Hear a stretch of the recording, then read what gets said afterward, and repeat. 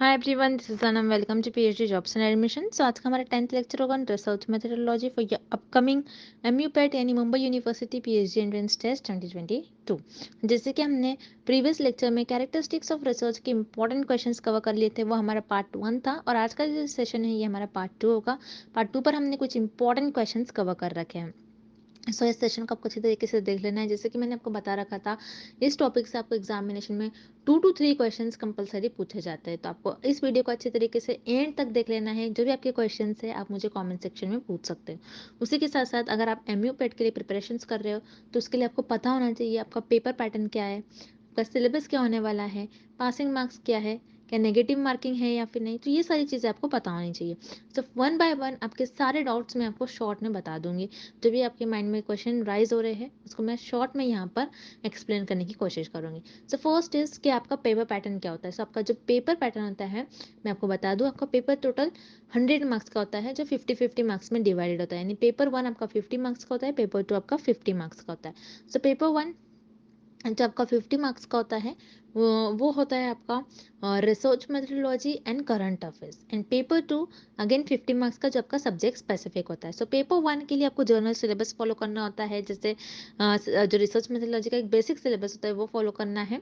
And paper 2 के लिए आपको आपके मास्टर्स लेवल का सिलेबस यानी अपने मास्टर्स में जो भी स्टडी कर रखा है वो पेपर 2 के लिए आपको स्टडी करना होता है। अब यहाँ पर मैं आपको बता दूँ, इस एग्जामिनेशन को पास करने के लिए मिनिमम 50% मार्क्स स्कोर करना है। यानी मिनिमम 100 एमसीक्यूज में से 50 एमसीक्यूज आपको करेक्ट मार्क कर कराना है एग्जामिनेशन में।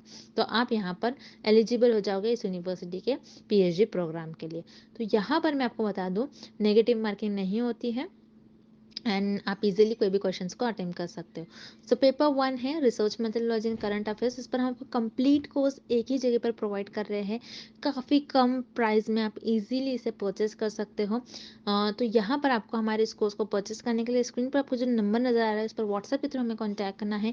गारंटीड वाला कोर्स है, हमारे ही कोर्स से एग्जामिनेशन में क्वेश्चन पूछे जाएंगे, क्योंकि प्रीवियस ईयर बैच के जो स्टूडेंट्स हैं उनका हमारा काफ़ी अच्छा सक्सेसफुल रेट आया था। काफ़ी अच्छे स्टूडेंट्स ने परफॉर्म करा था। 97% स्टूडेंट्स हमारे बैच के उन्होंने क्वालिफाई कर पाया एमयूपेट के पीएचडी एंट्रेंस एग्जाम में। ठीक है, तो आपको ज़्यादा टाइम वेस्ट नहीं करते हुए कोर्स को परचेस करना है। परचेस करने के लिए स्क्रीन पर ये जो नंबर नजर आ रहा है इस पर व्हाट्सएप के थ्रू आप हमें कॉन्टैक्ट कर सकते हो और आप हमारे ऐप के थ्रू भी स्टडी मटेरियल को एक्सेस कर सकते हो, जिसके लिए लिंक मैंने आपके साथ नीचे comment section as well as description box में भी शेयर कर रखी है। सो जैसे मैंने दैट्स आपको it and previous let's slide begin में विद द बता दिया वीडियो। कि हमारे कोर्स से रिलेटेड, सो यहाँ पर हम शॉर्ट में मैं आपको डिटेल में बता दूँ। जैसे कि मैंने आपको बता दिया, रिसर्च मेथोडोलॉजी पर हम आपको कंप्लीट कोर्स प्रोवाइड करते हैं। जैसे वीडियो लेक्चर्स है, थ्योरी और एमसीक्यूज दोनों वीडियो लेक्चर्स हम आपको प्रोवाइड करते हैं। थ्योरी से आपके कॉन्सेप्ट्स को हम बिल्ड करवाते हैं और उसी के साथ साथ एमसीक्यूज से हम आपको सारे ट्रिक्स बताते हैं कि आपको किस तरीके से ट्रिक्स यूज़ कर एमसीक्यूज को सॉल्व करना है। नोट्स काफ़ी सिंपल लैंग्वेज में नोट्स है। नोट्स में हमने ऐसे पॉइंट्स भी कवर कर रखे हैं जो कि आपके इंटरव्यू में आपके लिए बहुत हेल्पफुल होंगे। उसी के साथ साथ मॉक टेस्ट से आपकी प्रैक्टिस होती रहती है। आपको पता लगता है कि आपकी कितनी प्रिपरेशंस हुई है, कितनी और आपकी प्रिपरेशंस बाकी हैं। And 1500 plus MCQs revision PDF, जिसमें इस पीडीएफ में हमने 1500 से भी ज़्यादा इंपॉर्टेंट एमसीक्यूज कवर कर रखे जो कि सेंट्रल और गवर्नमेंट यूनिवर्सिटी में पूछे ही गए थे। तो आपको ज़्यादा से ज़्यादा हमारे इस कंटेंट से ही क्वेश्चंस पूछे जाएंगे। जैसे कि मैंने आपको बता दिया, 100% गारंटी के साथ कंटेंट हम आपको प्रोवाइड करते हैं। सो आपको सारी आपकी पास करने की रिस्पॉन्सिबिलिटी हमारी होती है। तो आपको ज़्यादा टाइम वेस्ट नहीं करते हुए आपकी प्रिपरेशंस को स्टार्ट करनी है। स्क्रीन पर दिए गए नंबर पर आपको व्हाट्सएप के थ्रू हमें कॉन्टैक्ट करना है। नॉर्मल कॉल इस नंबर पर नहीं लगेगा, याद रखिएगा, व्हाट्सएप के थ्रू हमें कॉन्टैक्ट करना है। और आप हमारे ऐप के थ्रू भी स्टडी मटेरियल को एक्सेस कर सकते हो। सो ऐप को एक्सेस करने की लिंक मैंने आपके साथ comment section as well as description box में भी प्रोवाइड कर रखी है, जिससे कि आप 1 क्लिक में ही वहाँ से हमारे ऐप के पर 1 क्लिक पर से ही हमारे स्टडी मटेरियल को एक्सेस कर पाओगे। So that's it and let's begin with the video. Example for scientific knowledge is. So students, इस क्वेश्चन में हमें फाइंड आउट करना है कि हमें किस ऑप्शन में साइंटिफिक नॉलेज का एग्जाम्पल गिवन है। So here scientific knowledge means ऐसी नॉलेज जो हमें मिलती है थ्रू डायरेक्ट ऑब्जर्वेशंस और बाय परफॉर्मिंग एक्सपेरिमेंट्स, उसे हम कहते हैं scientific knowledge. So let's look at option A, social beliefs. Social beliefs mean society की बिलीव्स, वो चीजें जिन पर सोसाइटी बिलीव करती है। सो हियर जैसे for example existence of God, और you can say where do we go after death.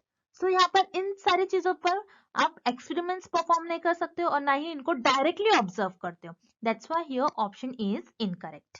Then option B, theology. Theology means the study on existence of God, और you can say जो religious beliefs पर based study होती है उसे हम कहते हैं theology. Again theology पर आप direct यहाँ पर आप observations नहीं कर सकते हो और ना ही इन सारी चीजों पर experiments perform करते हो. That's why here option B is incorrect.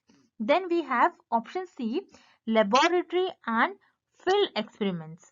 So यहाँ पर yes, it is the example of scientific knowledge जहाँ पर आप labs या real life के फैक्ट्स पर बेस्ड एक्सपेरिमेंट्स परफॉर्म करते हो और उस चीजों को आप डायरेक्टली ऑब्जर्व करते हो. So here direct observations is very important in scientific knowledge. Okay, फिर जहां पर आप डायरेक्ट ऑब्जर्व करते हो, उस चीजों को एनालाइज करते हो, जहां पर आपको न्यू इंफॉर्मेशन और आप कुछ न्यू नॉलेज गेन करते हो. सो here option C is the right answer, laboratory and field experiments. Okay, next. A research instrument giving inconsistent results has. So students, इस क्वेश्चन में हमें फाइंड आउट करना है कि ऐसा इंस्ट्रूमेंट जो इनकंसिस्टेंट रिजल्ट देता है उसे हम क्या कहते हैं. सो हियर इनकंसिस्टेंट मीन्स, जैसे फॉर एग्जांपल हम एग्जांपल के थ्रू समझते हैं. आपका एक्चुअल वेट है 70, ओके, और आपने वेइंग मशीन में आपने वेट किया और आपका वेट आ रहा है 60. देन आपने सेकेंड टाइम वेट किया, सो आपका आ रहा है 40. आपने थर्ड टाइम वेट किया तो आपका आ रहा है 50. सो आप देख रहे हो हर बार आपको अलग अलग रिजल्ट मिल रहे हैं, सेम नहीं मिल रहे. ओके, आपने नंबर ऑफ टाइम्स आपने ये वेट किया अपना. ओके, थ्री टाइम्स आपने वेट किया और तीनों भी टाइम आपका वेट अलग अलग आ रहा है. That is known as inconsistence. और इनकंसिस्टेंस जब रिजल्ट आते हैं उसे हम कहते हैं low reliability. Okay, that's why here option C is correct. Then we have option A, high reliability. High reliability means जहाँ पर आपने जितने भी बार आप एक्सपेरिमेंट परफॉर्म करोगे आपको सेम ही मेजरमेंट आएगा. सो आपने यहाँ पर मेजर किया, आपने 3 टाइम्स मेजर किया और तीनों भी टाइम आपको आया 55, 55 and 55 weight. That means here ये मशीन जो है it is highly reliable. Okay, then we have option B, high validity. High validity means आपका एक्चुअल वेट 70 है और आपने वेट किया वेइंग मशीन पर, सो आपका भी वेट आ रहा है 70. मीन्स यहाँ पर आपका एक्चुअल वेट 70 था एंड आपको जो रिजल्ट आ रहा है वो 70. मीन्स इक्वल वैल्यू आनी चाहिए. That's why it is known as high validity. लेकिन इस क्वेश्चन में हमें पूछा गया इनकंसिस्टेंट रिजल्ट हमें जब मिलते हैं, हम उस इंस्ट्रूमेंट को हम क्या कहते हैं. सो यस, जब इनकंसिस्टेंट रिजल्ट मिलते हैं मीन्स अलग अलग हर टाइम रिजल्ट मिलते हैं एक्सपेरिमेंट परफॉर्म करने के बाद, सो उसे हम कहते हैं low reliability. So here option C is the right answer. Moving on to the next question. A research problem is primarily chosen depending upon. So students, इस क्वेश्चन में हमें फाइंड आउट करना है कि हम रिसर्च प्रॉब्लम मेनली किस factors पर choose करते हैं. So here option C, availability of funds. No students, it is incorrect because उस रिसर्च में कितने मनी स्पेंड हो गया उस बेसिस पर हम रिसर्च प्रॉब्लम को चूज नहीं करते. यस, ये फैक्टर इंपॉर्टेंट होता है रिसर्च प्रॉब्लम को चूज करने के लिए, बट ये मेन फैक्टर नहीं होता है. Okay, this is very important. Here primarily word means main factor. ये मेन फैक्टर नहीं होता है किसी भी रिसर्च प्रॉब्लम को चूज करने के लिए. That's why here option C is incorrect. Then option B, availability of literature. So here availability of literature means कुछ टॉपिक्स पर पहले से ही स्टडी हो गई है जिसकी इंफॉर्मेशन ऑलरेडी प्रेजेंट है आर्टिकल्स, जर्नल्स और पेपर्स में. Okay, so research problem choose करने के लिए जो पहले से ही स्टडी की गई है उन टॉपिक्स पर रिसर्च प्रॉब्लम चूज नहीं कर सकते. जैसे बिकॉज रिसर्च का मेन एम और यू कैन से गोल ही होता है कि कुछ न्यू प्रॉब्लम पर स्टडी करे और यू कैन से कोई न्यू एरिया को एक्सप्लोर करे. That's why here option B is incorrect. Then here option A, its relevance. So yes, it is the correct option. So here relevance means वो research problem कितनी important होनी चाहिए. Okay, important और you can say कितनी useful और कितनी beneficial होना चाहिए. जैसे for example COVID disease. Okay, COVID-19 virus और you can say COVID disease. So COVID disease हमारे लिए एक important problem थी, important topic था. ये हमको इस प्रॉब्लम को सॉल्व करना था और उसका एप्लीकेशन देखना था because this is very useful और ये सोसाइटी के लिए बहुत बेनिफिशियल था. दैट्स व्हाई हियर हम रिसर्च प्रॉब्लम मेनली और प्राइमरीली चूज करते हैं depending upon its relevance. So yes, here option A is the right answer. Okay, next question. Identify the characteristics of good research. So students, इस question में हमें good research की characteristic किस option में given है ये फाइंड आउट करना है. So here option A, it can be replicated and doable. So yes, it is correct because जो भी रिसर्चर ने पहले रिसर्च किया होगा उस रिसर्च को दूसरे रिसर्चर रिपीट करते हैं ताकि उस रिसर्च से कुछ न्यू इंफॉर्मेशन और न्यू क्वेश्चन डेवलप हो सके. So yes, it is the characteristic of good research और this is known as replication. Okay, so replication, it is the one of the most important characteristic of research. That's why here option A is correct. Then option B, it generates new questions or is cyclical in nature. So students, remember this is known as cyclicality. Okay, cyclicality means जहाँ पर आप अपनी research को एक cycle में perform करते हो. जैसे फॉर एग्जांपल आपको पता है हमारी रिसर्च एक प्रॉब्लम से स्टार्ट होती है और एक प्रॉब्लम पर एंड होती है. सो आप जब भी एक प्रॉब्लम पर रिसर्च परफॉर्म करते हो तो आपको उस प्रॉब्लम पर एक सोल्यूशन मिलता है. सो आपका सोल्यूशन परफेक्ट नहीं होता है, आपके सोल्यूशन से ही आपको एक न्यू प्रॉब्लम मिलता है और अब उस सोल्यूशन से ही आपको एक प्रॉब्लम मिलता है. सो आप इस प्रॉब्लम को सॉल्व करने के लिए आप फिर से रिसर्च करते हो. This is known as cyclicality. So yes, again here option B is the characteristic of good research. Then here option C, it is systematic. Yes, here option C is also correct. आपकी research systematic होनी चाहिए, means आपको research में और researcher अपनी research में कुछ steps follow करते हैं और यू कैन से एक सेट ऑफ प्रोसीजर फॉलो करते हैं, ना कि रैंडमली उस रिसर्च को परफॉर्म करते हैं, ना कि जिगजैग मैनर में परफॉर्म करते हैं. आप कैसे भी रिसर्च को परफॉर्म नहीं करते हो, आपको एक पर्टिकुलर स्टेप्स फॉलो करना होता है while performing research. So yes, here option C is also a characteristic of good research. So here correct option is option D, all the above. Next, external validity in research refers to. So students, इस question में हमें external validity की correct definition find out करनी है. So here validity, as you know, it is the characteristic in research, or external validity, it is the type of validity. Okay, so here what is external validity? So external validity क्या होता है हम example के through समझते हैं. जैसे researcher को एक लार्ज पॉपुलेशन पर रिसर्चर ने एक लार्ज पॉपुलेशन से एक स्मॉल पॉपुलेशन पर रिसर्च किया, ये देखने के लिए कि स्मोकिंग कॉज कर रहा है लंग कैंसर या नहीं. ओके, तो रिसर्चर का ये रिजल्ट आया कि ये स्मोकिंग कॉजेस लंग कैंसर. सो यहाँ पर आप देख सकते हो कि रिसर्चर ने एक स्मॉल पार्ट पर ही रिसर्च किया, नॉट के पूरी पॉपुलेशन पर. ओके, तो यहाँ पर रिसर्चर का जो रिजल्ट आया है ये देखना है रिसर्चर को कि ये बाकी पॉपुलेशन पर भी ये रिजल्ट अप्लाई कर सकते हैं नहीं, कि बाकी लोग भी अगर स्मोकिंग कर रहे सो उनका लंग के अफेक्ट कर रहा है या नहीं. ओके, सो अगर ये जो रिजल्ट है ये बाकी पॉपुलेशन पर भी रिसर्चर अप्लाई कर रहा है, so that is known as external validity. So external validity किससे डील करता है? जनरलाइजेशन ऑफ रिजल्ट से. Okay, so here in this question external validity means extent of generalizability that results provide. So here option C is the right answer. Then we have option A, methods used in the study. No students, here option A is not the correct definition of external validity. Then option B, relation of research problem with researcher's personal life. Again, obviously option B is incorrect. So here option C is the right answer. Okay, next. Identify the features of the scientific method from the following list. So students, इस question में हमें scientific method के characteristic find out करने हैं. So here option A, clearly defined variables and procedure. So remember student, this is known as systematics. Okay, means आपको अपनी research systematic way से perform करनी चाहिए. आपको जो भी आपके research में variables है आपको proper define करने चाहिए और आपको आपकी जो रिसर्च होती है आपको प्रॉपर प्रोसीजर फॉलो करना होता है और you can say certain steps follow करना होता है while performing research. So yes, here option A, it is the characteristic of scientific method. Then here B, empirically tested hypothesis. This is known as empirical.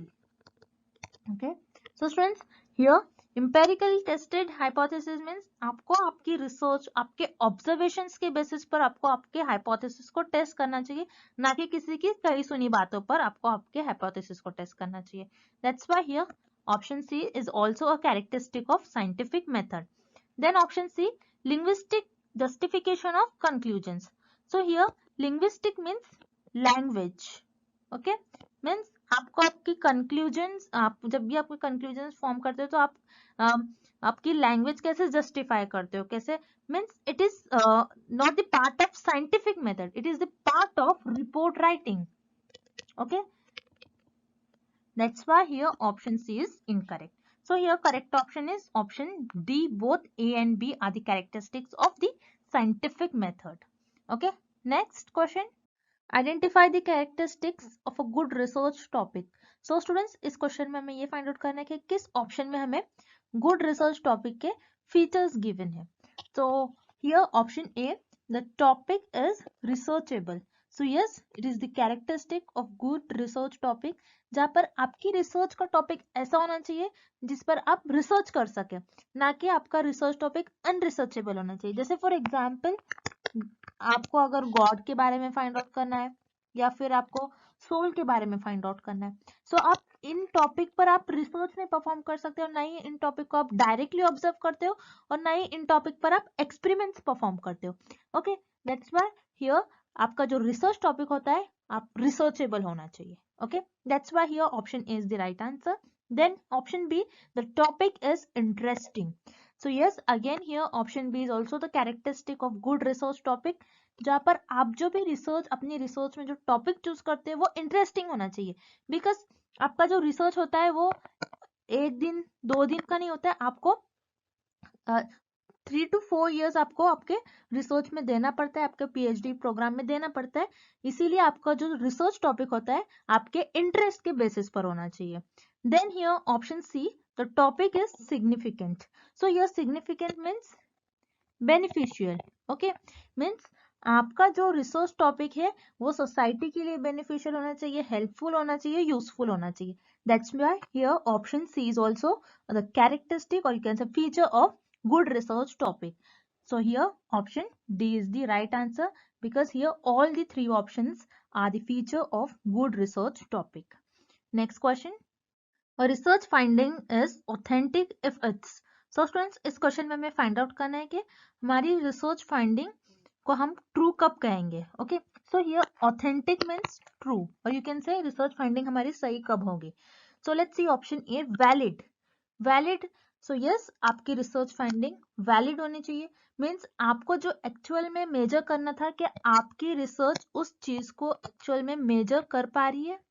सो अगर वो major कर पा रही है that is known as valid. So yes, आपकी research finding valid होनी चाहिए. Then here option B, objective. Yes, it is also correct because आपको आपकी रिसर्च में सम प्रोसीजर और you can say some steps follow करना होता है व्हाइल परफॉर्मिंग रिसर्च, ना कि रिसर्चर को आपकी प्रेफरेंस को आगे रखना चाहिए, रिसर्चर को उनकी प्रेफरेंस को, और रिसर्चर को यहाँ पर बायस भी नहीं होने चाहिए. ओके, सो यस, आपकी रिसर्च फाइंडिंग ऑब्जेक्टिव होनी चाहिए. Then here option C, original.